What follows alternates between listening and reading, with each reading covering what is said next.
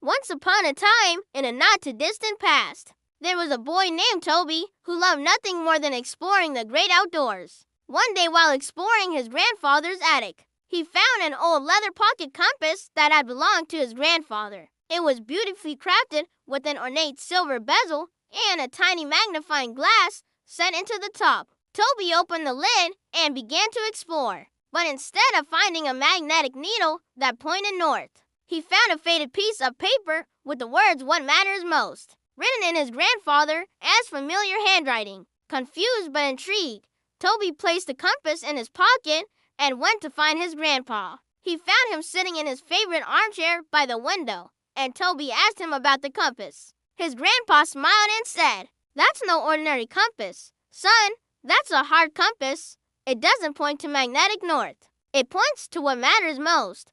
Toby didn't quite understand what he meant, but he thanked his grandpa for the mysterious compass and ran off to go exploring. As he walked through the forest, the compass in his pocket suddenly spun round, and Toby looked down to see that it was pointing toward a little girl sitting on a nearby tree stump. The girl was his little sister, Lily, and she was crying because she had fallen and scraped her knee. Toby took the compass out of his pocket and held it up. It was pointing directly at Lily. So Toby sat down next to her, took out his handkerchief, and dried her tears. Lily felt much better after a few minutes of comforting, and the two siblings headed home together. Toby pondered the cryptic message on the compass and decided that it must mean that the best adventures are the ones that you share with others.